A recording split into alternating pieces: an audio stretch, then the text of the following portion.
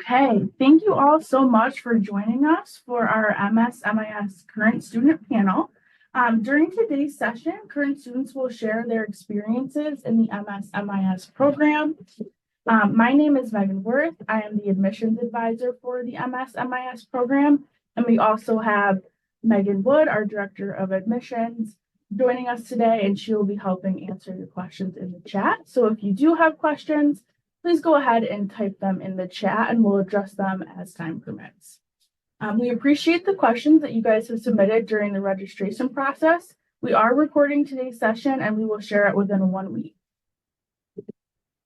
So thank you for joining us today and thank you to our current student panelists. I'd like to ask each of our panelists to introduce themselves. So whoever would like to go first.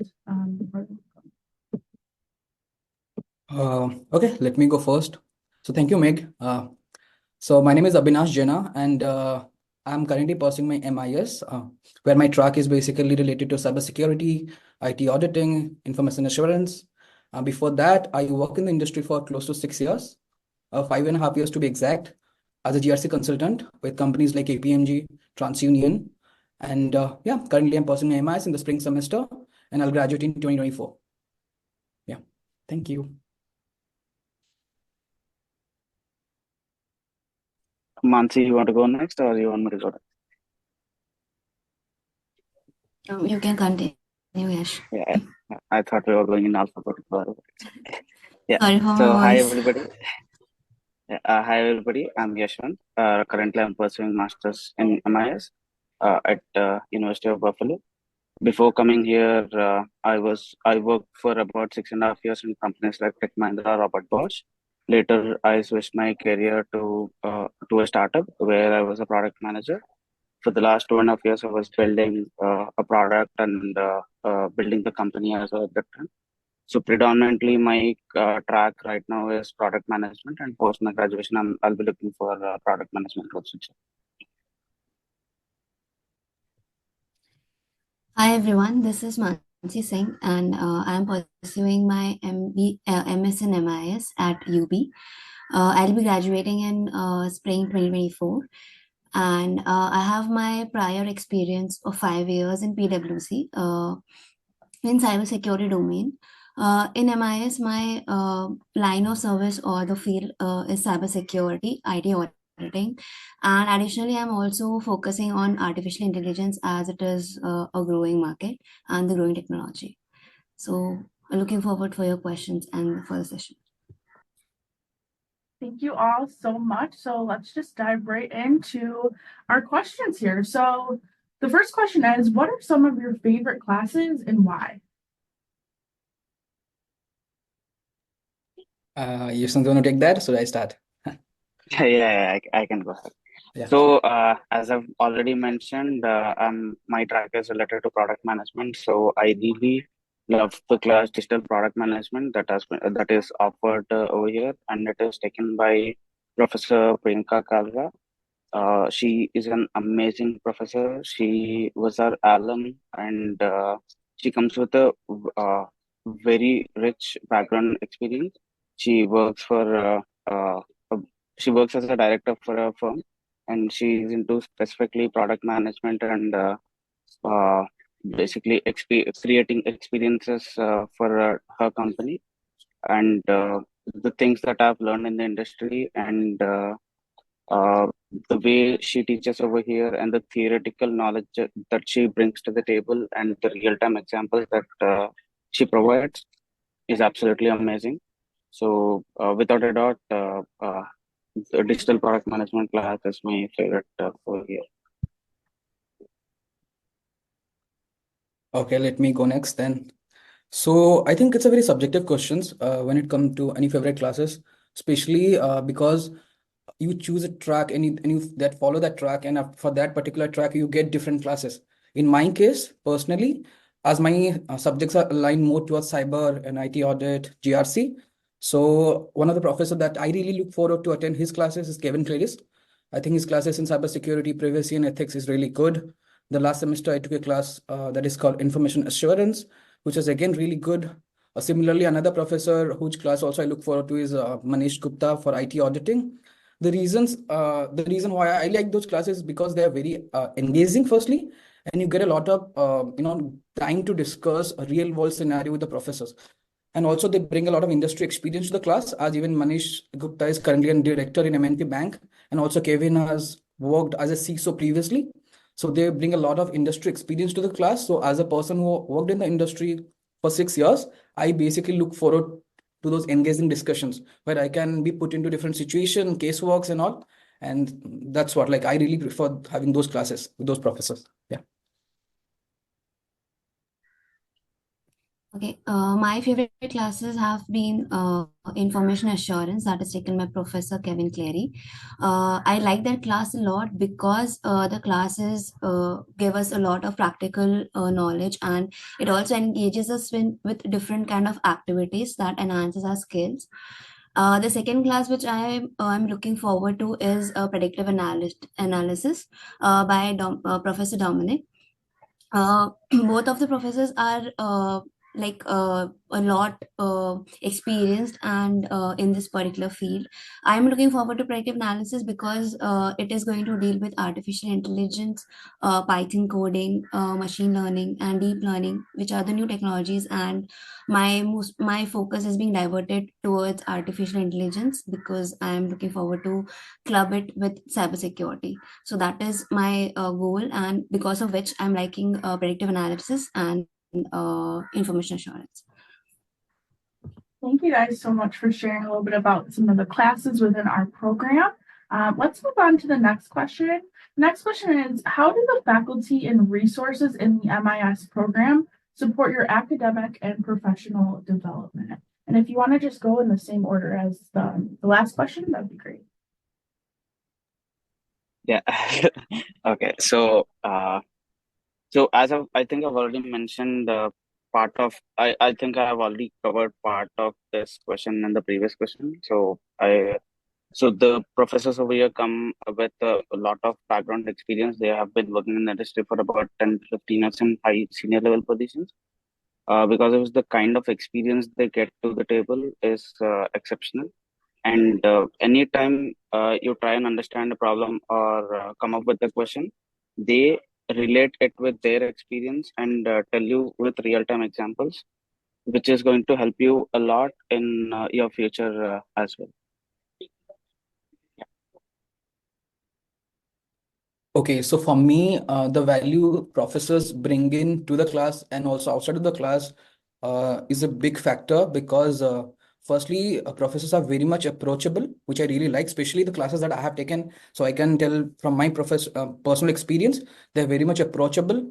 Not only that, let's say you want to get in touch with some industry folks from a certain industry, let's say healthcare or finance or banking, any industry that you want to work in. Now, these professors have taught a lot of people, so they have a lot of contacts. So you meet them, take an appointment with them. They are very approachable in that term. They'll make sure that you get in touch with the right person, and they'll definitely help you in those aspect. That's the first part. The second part is, other than that, let's say you want to show them your resume. Let's say you want to have a view, a resume review from a professor. Like, professor, I want to get into this domain. Just can you please take a look at this resume and give your views, and let's say identify the gaps and work on it together. And they're very much open to it. Obviously, they have to see their bandwidth, and you can definitely have a call with them, but they're very much open to those help. So I think those are two things that stand out for me personally, because obviously inside the class they are really good professors, but outside the class, what they brings to the table, that matters to me a lot actually. So yeah. Adding to what Avinash and Yash has said, the professors also guide us and give us, like, inform us about a lot of the opportunities which are available in the UB and in the US itself. For example, that there was one of the event regarding the penetration testing that was going to happen across US, and we being like, for the first time we have been to US, and we were not aware of any such event that happens. So there were few of the professors like Professor Dominic and Professor Kevin who introduced me to this particular competition, and then they introduced me to the professor who is taking care of this particular competition. So they enrolled me, and they made me a part of the particular team, and then I can go and explore my skills and get a new experience in the competition with different people of my same domain or my same interest. So they do support in all of these situations. And additionally, suppose if you need a guidance in any of the field or any of the streams, they are always there to support. They would connect you with the industrial people who can guide you in your and solve your particular problems as well. Additionally, with it, the UB library, it has a lot of resources which academically helps us to understand the basic concepts or to explore our knowledge across the domains. Awesome. Thank you so much for sharing. The next question is, could you discuss any certifications or real-world projects you've undertaken as part of the MIS program and their impact on your learning experience? So, if you guys know, the certification is part of a curriculum. So you will be given a list of certificates that we can choose from. And I particularly being from the product track, I've taken product owner certification, which helped me understand how things function in Agile. I've worked in Agile, but having a certification is always an added advantage to show the industry that you are well equipped with the skills and you have some credibility to your knowledge. And when it comes to projects, in every subjects that you choose, you are supposed to do a project along with the final exam. And majority of the cases, the project are going to be on real time basis. uh, Either you're solving a problem real in industry level problem, or you're coming with up with an idea which does not have any solution, and you're doing the market testing, you're understanding the user feedback, and trying to solve the problem. So uh, the certifications and the project both combined, uh, you'll have a really good understanding of how to solve problems in a structured way. Okay, I mean, Yashwant already mentioned that School of Management already provide you a comprehensive list of all the certification that you're gonna do. So as per your career goals, which is you can choose what is in aligned in the track that you want to go forward with your career. Then you can choose those certifications specifically. Having said that, the other part that brings to the table is the different casework that we do. We do a lot of casework. Let's say, for example, in my case, I've been part of subjects like IS auditing and Kevin's information assurance. Specifically, when it comes to IS auditing, we have done casework like real-time banking problem. We're going to solve a real-time banking problem. We're going to provide them a solution. And we're going to think from a very managerial perspective that what in that case we could have done better to avoid those situations or could have benefited the company financially. So we basically get those opportunities to work with professors in those caseworks. Also, another thing that I'm going to add is the research paper. So there's something called supervised research. So in the spring semester, also in the Mansi knows that because he I think also done in the last semester. So we get to work with the professor for one of the research paper. So I did third-party risk management. In third-party risk management, basically you write a paper for almost 10,000 words, where you're gonna deal into the depth of how third-party risk management works, what are the different intricate details, everything. So you can choose your paper actually. Let's say you can choose a paper on the website, a paper on the cybersecurity, AI technology, all the different frameworks, standards. You can choose anything that follows your goal. So yeah, I think couple of things that basically contributes to your career or your profile are those actually. Yeah. So Avinash has already covered everything. So I would just have to say that during my course in MIS as of now, I have completed two of the projects along with the certifications and industry practices, the internship that is offered by the UB. There is one of the thing that is a capstone project that can be done in an exception if any of your professor agrees to that. So I have done a capstone project under Professor Kevin Clary, where I have been working with AI and cybersecurity. I have developed an intrusion detection system using artificial intelligence, that is supervised learning and generative AI, to detect the intrusions and anomaly at the real time. So that project I have done as a capstone project. And additionally, in our course of IT auditing, I have done a research paper under Professor Manish Gupta, which was regarding the cloud migration and the risk, auditing of the risk within it. I like to add that we also have a feasibility of doing a supervised research under any of the professor, along with the capstone project or any other project. So in the supervised research, you can also publish your academic or industrial papers, working with the any clinical professor or with the professor who can publish the paper. And you can also interact with the industrial people to guide you to solve your particular problems, or to guide you that whether what all work has already been conducted on that particular problem with problem statement that you're going to solve. Thank you so much. These are great examples of the experiences that you can get through the MIS program that you can bring into the industry. So thank you all so much for sharing. The next question is, what are some of your favorite things to do around campus and in Buffalo? Yeah, first I'll start with the campus. So, guys, if you don't know, we have a lake. We have a lake inside the campus, and my favorite things to do, thing to do inside the campus is kayaking. And you'll be given kayak and boats, and you can just roam around for as much time as you like inside the lake. So I would say that's my favorite thing inside the campus, and there are many events that happen in the campus all the time. So every Friday, like you have some of the other events. You won't find time to attend all the events together. So I just drop by any event that I want to and feels interesting. I just go and in Buffalo we have Niagara, so that's something I really like, the atmosphere over there and canal side, the downtown. I really like the environment over here. Okay, so this is something that I won't be good at talking about, but yes, I'll try to try to speak something about this thing. So I think I not often also.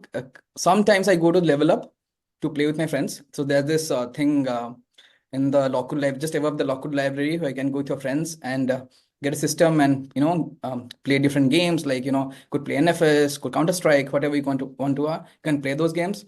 The other thing that I really like is so as you'll come in July, I think the start of July, if you get an admit, you come in July. So during that time, you get to see the US Independence Day celebration at the Niagara. So that is something worth watching. And also the New Year celebration also you can watch at Niagara.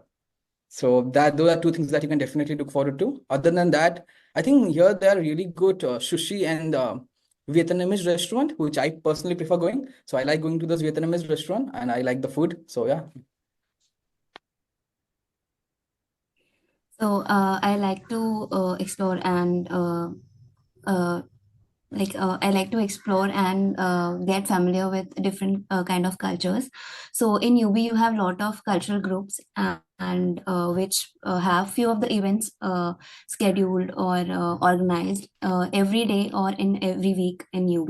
And I like to explore those particular events. And apart from that, I like food. So I like most of the food joints in Buffalo, where I would like to go and have taste different variety of foods. That's the best thing that I. Thank you so much. The next question is, what advice would you give to incoming students to make the most of their time in the program, both academically and socially? Yeah. So this is around 11-month program, and it will be done without even you noticing. It still feels like as if we came here yesterday. So the time really flies by. So one advice I would seriously give is, if you are very serious about one particular track, make sure you are focusing or putting your 100% in that particular track, and plan the year ahead. Like plan the entire 11 months what you're going to do, so that you can actually make the most of your program. I've seen many people get a little confused in the beginning. Had they done their research, understood the courses that are offered, that won't be the case. So when the course enrollments open up, you don't want to keep thinking which course I want to take. You can just straight away go for the courses that you want had you done your research prior to. So I've done it, like before coming, I had the course curriculum in hand. I was seeing what are the courses that are offered over here, and I straight away applied. And I had no confusion because I was pretty clear on what I wanted to do. And always keep talking to people, network. Like you, you should be knowing majority of your class, if not everybody, and talk to your seniors, talk to your professors. Always be around the campus. It is just 1 year, so always be around the campus. Nothing good comes from just sitting from your computer chair. So just be in the campus all the time, move around, be in the eyes of professors. So I think it's a very good question actually. So because as you go into the semester and the semester pass by, you will realize the value of time management, which I basically realized quite late. In the fall semester, maybe you will have time to do certain things. Then, but when it comes to the spring semester, the semester that we are currently in, you need to have a really good time management skills or schedule. You cannot, diverge between different things. You have to have a particular schedule and you have to be very disciplined about it. Because once spring semester starts, you have to start for application of jobs. You have your coursework. You have to do the networking part. So there are so many things that you need to do. So I would suggest start as early as possible. When I say start early as possible, that means if you get an admit and you are sure that you're going to come to UB, try to connect with people, alumni, people that graduated 4 5 years back. Do a list and try to get in touch with those people, maybe your classmates, whoever. Like start networking very soon. Similarly, connect with professor once you come in the summer semester. Connect with a lot of professors and ask them that, okay, this is what you want to do, how they can help you in that. So they're going to help you in that. So it's definitely start all these things very early. And I think there are 2 or 3 key things that is very necessary when you come here for an 11 months course, because you'll not even realize that the 11 months will just go just like that. So you have to be very much, control of your time actually. So yeah. So whenever we do our master's degree or whenever we attend a college or a university, we always have two things in mind. First is whether we should focus on our career and we should learn things because there are a lot of things to do and time is very less. That is the first thing. And the second thing is that whether we should, like, can we get of some time to like enjoy ourselves and enjoy this master's degree, because this time is never going to come back. So this is the confusion that always happens with students. So I would like to tell you that there are a lot of opportunities across the corner. You just need to grab one as per your particular need and as per your dreams. Just pick anything that you feel like doing. Enjoy your thing. If you're not sure that okay which stream I should go in, explore all the particular ways which are available. There are multiple resources to help you guys, so you don't have to worry or you don't have to uh, stress a lot upon this thing that I don't know where I'm going or what is happening to me or what will I be able to get a job after 11 months. It's nothing like that. You just need to communicate with people, talk to people, and you will get a direction by yourself only. At the same time, don't put a lot of pressure on yourself. Though it's 11 months, just manage your time accordingly. Don't put a lot of things on your plate. Handle your curriculum and projects and your resume building sessions accordingly. There are a lot of resources available for helping or enhancing your resumes and LinkedIn profiles as well. So try to attend those particular sessions. Remain patient. That is the suggestion that I would like to give to all of you, because that is how you're going to make your this journey beautiful. Thank you guys so much for sharing that. So in addition to these questions, registered students have also submitted some additional questions. So I'll just start with what was on the form. So the first submitted question was, what career development resources does the university provide to help students with internships, job placement, and networking? So I can go ahead and answer this question. Students, you can feel free to chime in as well. So we have a dedicated School of Management Career Resource Center that works one-on-one with our students to help with job placements, to help with what's going to happen after the degree. So they help you by preparing you with career advising, helping you with the job search process. They will help you with interview prep. They'll put on job fairs, and they'll connect you with alumni and put on various networking events as well. So they do a great job working one-on-one with our students, and it's great that they also that it's exclusive to the School of Management programs. Megan, if you'd like to add anything about our Career Resource Center.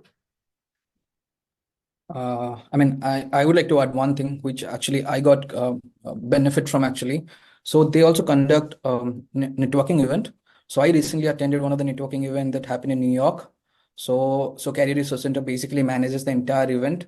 So they let you like basically the CRC folks and couple of folks from School of Management will go to companies and corporate offices in New York, like for example, Goldman Sachs, E&Y, Proctivity, JetBlues. So we went to a couple of companies. We get to talk to the executive folks, like executive, people, also the normal employees. We get to interact with them. So it's like a networking event that I think play a huge role when it comes to networking, because once you come back and you try to get in touch with those people, they definitely reply.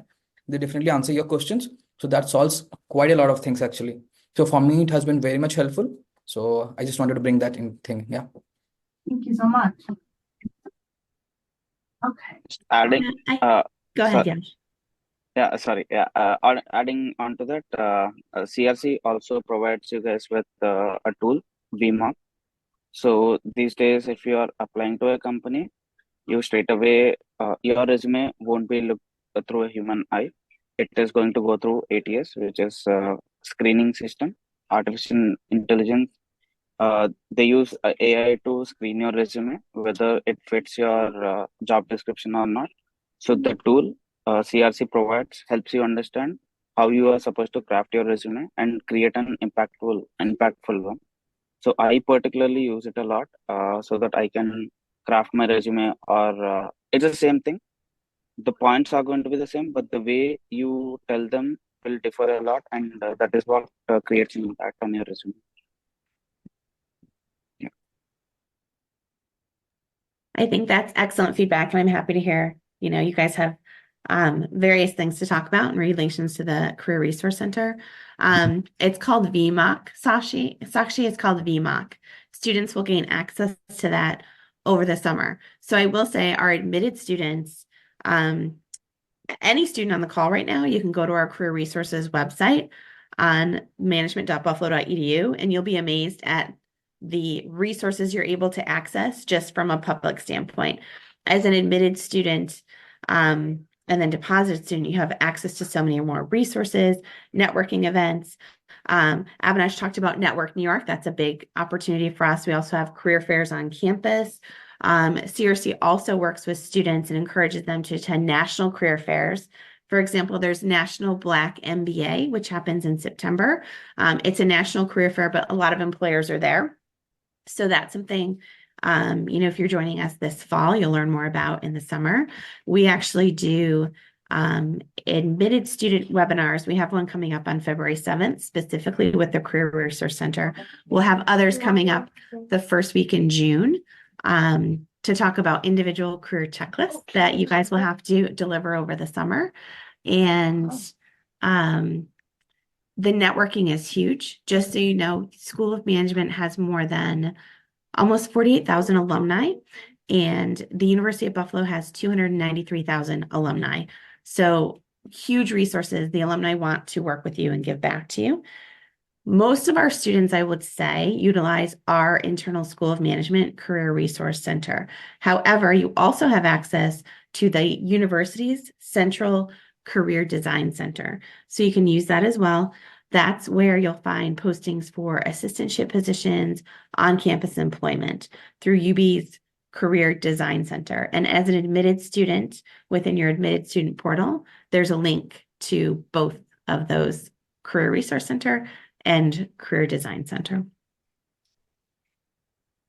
Meg, you can go on to the next question. Okay, awesome. Thank you for talking a little bit more about our career resources here at UB. The next question, which is for our panel here, is could you discuss the housing options, whether that is you're living on campus or if you found housing off campus? If you'd like to share a little bit about your experience there, that would be great. Yeah, I can go ahead. Yeah. So this is the most complicated part, and it's quite it's not too difficult to find houses in Buffalo, and relatively the housing rents and everything in Buffalo is relatively cheaper as compared to other places in the US. So the first resource that everybody suggests you is Facebook group, which is called GISA, Graduate Indian Student Association. That is where majority of the postings happen, especially for housing. And if you want to buy some second hand stuff, you can go to the website and check it. So the primary resource is going to be your Facebook group where everybody posts their leases and subleases. And apart from that, you have websites like apartment.com and zillow.com where landlords host their apartments. And you have many WhatsApp groups. At the same time, so I believe a lot of phone numbers of owners keep rolling away. You can just grab one and message somebody for the availability. And in UB, in Buffalo, primarily, students prefer staying either near the North Campus or near the South Campus. And majority of the Indian students stay near the South Campus because you have access to groceries, you have access to multiple things near the South Campus, and things are available in the North Campus as well. But South is relatively preferred because you get a private room in South. In North, you you have to share a room with somebody. I think that's pretty much it. Yeah. South Campus, the apartments near South Campus is cheaper as compared to the ones in the north. And if you're taking a apartment, if you're planning to take an apartment in north near North Campus, that would be an easier commute for you to the university because university is very near from the North Campus. That is one benefit of taking apartments at the North Campus site. However, at South Campus, the availability of buses is very frequent, and you can like in every 10 or 15 minutes we have buses to the main campus, North Campus, and apartments are cheaper there. Along with there are a lot of stuffs to explore, like a lot of grocery shops and medicals and etc. So it becomes easier on the pocket. So I think they have covered everything. There's nothing that I can add to this, but yeah, I mean, they have actually covered everything. So I think first you need to decide whether you want to stay in the north or the south, depending on your, budget and the accessibility factor, all those things. Then I think, yeah, that's it. Thanks, guys. I also want to jump in. Once students are admitted, students gain access to our UB MGT chat group. So we actually have, there's a town square, but then there's individual program options, and we also have housing. So it's another great way to find new roommates, or you might find other people that have been living here and they're graduating. So then they have opportunities to open spaces in their housing as well. Great point. Thank you, Megan. And thank you guys for sharing about your experience as well. Okay, the next question is, are scholarships available? So we do offer merit-based scholarships to our most qualified candidates. And in addition to that, you also will have the chance to apply for the graduate assistantships, which I believe Megan had addressed in the chat. But you'll be able to apply for these assistantships online through Bullseye. The Career Design Center has a link to the job postings. You would go through an interview process, and then you would be selected from there. So the assistantship positions offer a partial tuition scholarship as well as a stipend. So that opportunity is there as well. And the next question that we have is, how many hours per week do you students spend in class?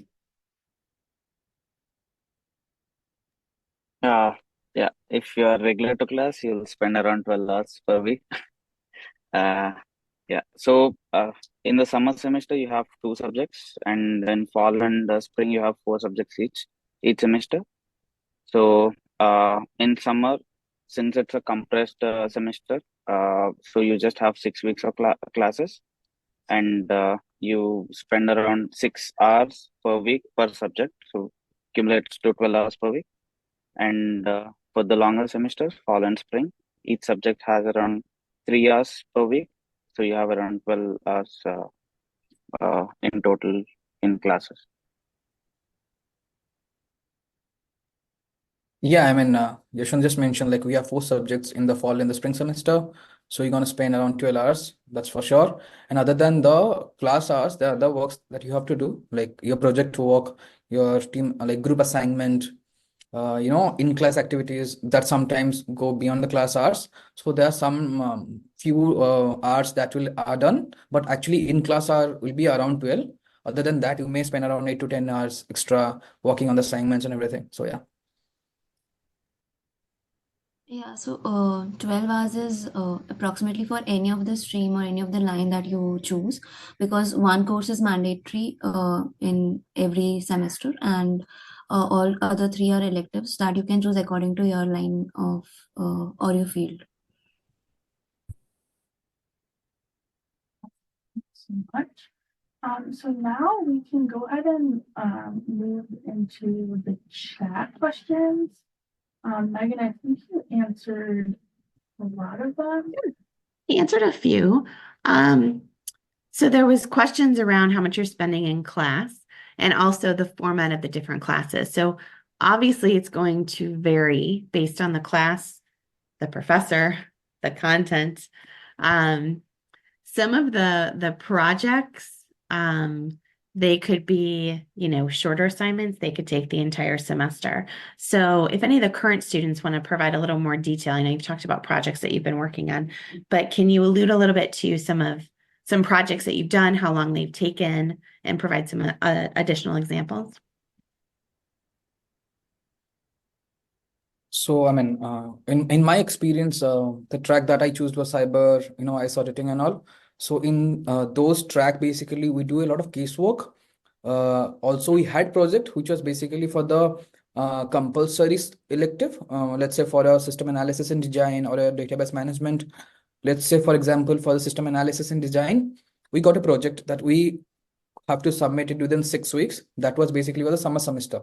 So we got a full 6 weeks to submit the final project, a presentation.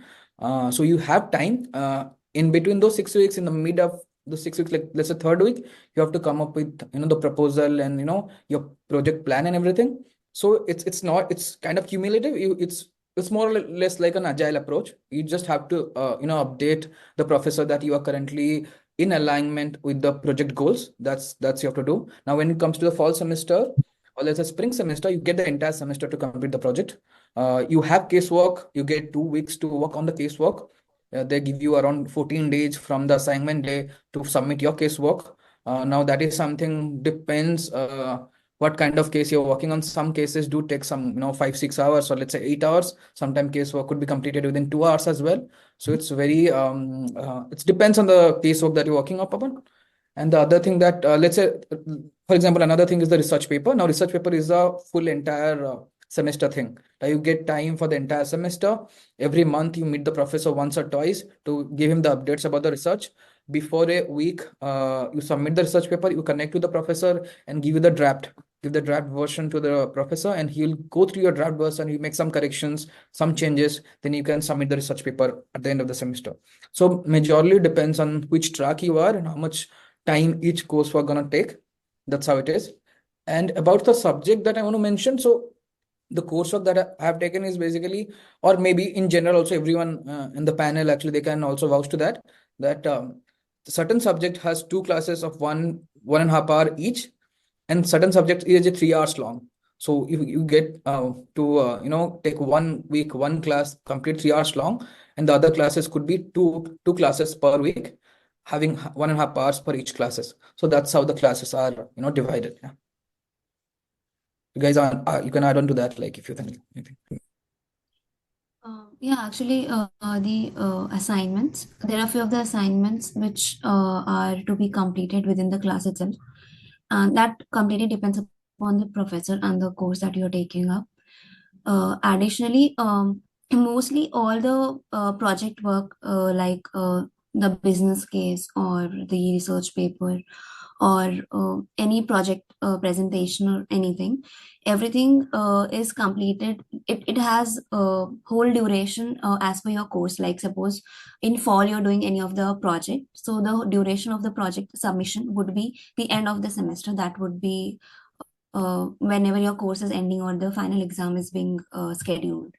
So you will be getting a plenty of time. It's just that you need to every week you need to do something in your project so that you don't pile up your work at the end. So just focus on that and manage your time according to it, because you'll be having four of the subjects and each of the subject will have some of the projects to be done. And there would be few of the assignments as well with the deadlines. That would be 1 week or 2 week deadlines. So you need to manage your time accordingly. I think these two have Yeah.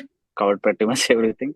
Thank And you. maybe one thing I can add on is add on to Mansi's point. So she mentioned to like complete your task as early as possible, because without even you knowing, all the deadlines will might fall on the same week, and that week is going to be chaos. So no, at that you don't want to end up in that situation. So the moment you get a assignment, make sure you are working on it, and in the project as Excellent advice. We had a follow-up question for Mansi. Can you elaborate on the Gen AI you use? Oh, the Gen AI use case you've been part of, and what's the problem statement?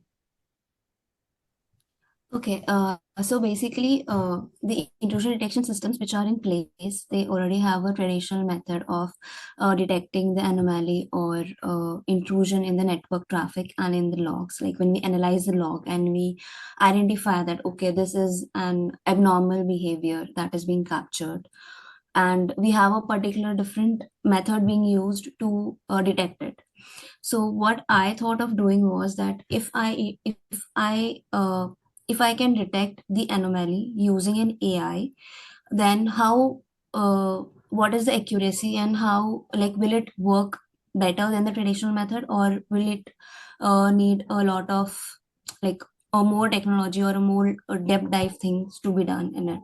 So my problem statement was to, instead of taking a traditional method or manually detecting the anomaly, if I can use a AI tool or AI model to detect the intrusion in the systems or in the network traffic.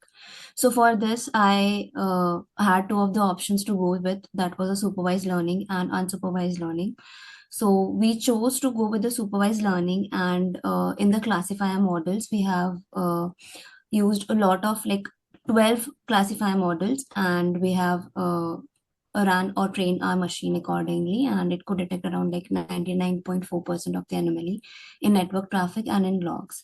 So we have used KNN, random forest, and decision tree, extra trees, and a lot to detect the intrusion.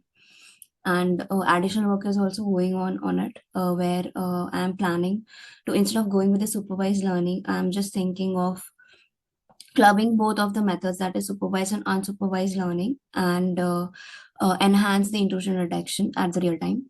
So the work that I have already done is on an unbalanced data set. That is, the normal traffic is far more in number or in count than the annual traffic, because in the real time you will be getting both of these things. The supervised learning always had a drawback, that was of false negatives getting escaped out. And that's why I thought that if any false negative is being escaped, then that is going to be a bigger issue. So to resolve that, I thought of in clubbing it up with the unsupervised learning, and the project is still ongoing. That would be completed by this spring. I hope I Amazing. answer your question. Thank you so much. I think that provided quite a bit of detail. We had a question a lot earlier in the chat, and I really would like to go back to it. And I'd like all of you to weigh in, if you don't mind. The question is, what are some areas where you think the program could improve or has improved since you've been part of it? So I'll give you a little time to think on that. That's a pretty big question. So I think I'll take that. Great. So I'll start with the part that the good part about the program. I mean the part that has, see, again, I don't have a base to compare the part like, okay, this was not working as a program and now this is working, but I can talk about the good part which I really like about the program. Like, for example, especially the CRC, they put a lot of effort when it comes to helping the students to connect with the right group of people. I can talk from my personal experience. In CRC, there is Melissa, with whom I'm really I meet her often, and I have got contacts of people who are working in different industry currently, like maybe a big four or maybe a investment banks. So here, she will definitely help you with getting those contacts. You can reach out to them and you can tell that, okay, Melissa has provided this contact, and they'll definitely talk to you. They can tell about their experience. So this part I really like about CRC. They go beyond than what is needed to help you with your progress in terms of goals, like helping you out with your career goals, the kind of jobs you want to go into. They'll help you with that. That's really, really good. Even I like the structure of the course that they provide you with all the electives. Like, let's say I, as a person, I choose MIS program because I think I could, because I thought that it will give me an option to go into the field that I always used to work. Like, I used to work as a GRC consultant. So I thought, okay, I want to pursue auditing, cybersecurity, same thing what I was doing, but in a more larger scale, more from a business point of view. So they give you that flexibility. I mean, Yushun can also come in and talk about the product management part as well. That's the second part. And the thing that I think the School of Management could improve, that I think is basically this course is of 11 months, but I think they can have that flexibility of extending to another one semester, like giving the students of one semester so that student can work in between for an internship, do an internship. That is one thing that I think. Rest, I think everything is good for this one. Yeah. Avinash told my answer. So I had the same opinion. Since it being a 11-month course, we have very less time to breathe. Had been given an option to extend it, maybe people would feel more comfortable. But again, this is what you signed up for. And the course curriculum and everything is pretty, flexible. You can choose whatever course you want, apart from the prerequisite courses. And at the same time, everybody is open to feedback. If you go, even you can even approach the dean of the college and go with your problems to him, and he'll be quite open to feedback and try and understand what he can do so that he can solve the problem. So is our program director. And we uh, yeah, if we can, everybody's pretty approachable. We can straight away go to the dean as well. We can go to the program director as well, and even the professors. So I think the only area where, if at all you want it to be improved, if given a option of flexibility, then I think it should be good. I think that one area of improvement could be that as it is 11 months course and in summers we have only 2 of the classes to be taken.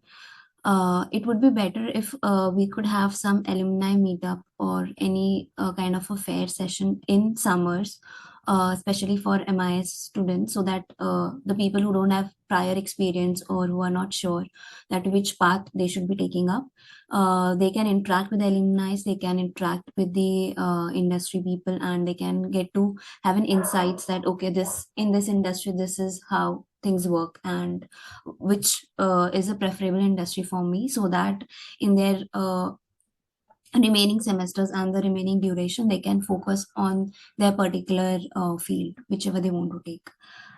Yeah, that would be one of my suggestions. Other than that, everything seems perfect to me in the MIS course because everybody is very supportive. Awesome. Thanks, Nancy. I love that feedback, and it's actually something I'll take back to the graduate programs office and the faculty director. I love that idea. In regards to the course length, it's 11 months on purpose because we want to make sure that it's intense, but also that you're able to complete the course and go into the job market with other, applicants so that you're competitive. You do have the option to extend through the second summer if you want to complete that internship. So there is that option to either do the internship in the second summer or complete the certification over the winter. Most students are completing at least one certification, if not more, during the winter because they're looking to graduate in May, but there definitely is that option to extend into the second summer to complete the internship. Okay, we have a little bit of time left, so I want to cover the last two questions that were submitted.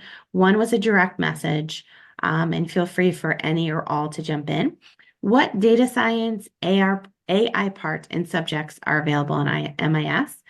But maybe more importantly, how can the MIS program help get a job in the data science field?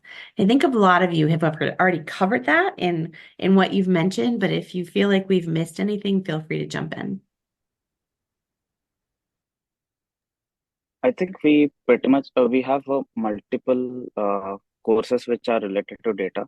You have data mining, you have data visualization, you have data warehousing, and in the spring semester, I think we have predictive analytics. Everything revolves under the AI data science umbrella.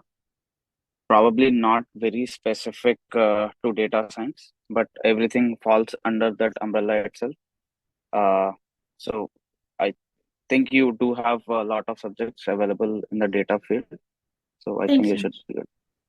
I also want to mention, I put a link to the curricular planner in the chat earlier. Under the curricular planner, you'll find a link to our course catalog. So then you can find more information about each of the courses. So I think it was Yash mentioned it earlier. He was well prepared. He knew the curricular planner. He knew all the courses going into the program. So I think that's something that I encourage all of you to do. The information's on the website. All right, this is a fun question to close out with, and all of you feel free to jump in. What would be your top 3 suggestions for international students to hit the ground running before the program even starts? So I can, yeah, go ahead. We have been pushing you to the end, so you go ahead. Okay, so the first thing that you have to do is get a US SIM as soon as you land to US. Get a SIM. It is really very, very important. Second thing is before coming to US, please learn how to cook because that is going to help you survive in US because it's really, really a need for survival. These are the 2 things that you should be doing. And the third, please carry universal chargers. It is really very important for you to get it from India as soon as you reach US. It's really very important. It's going to make your life easy.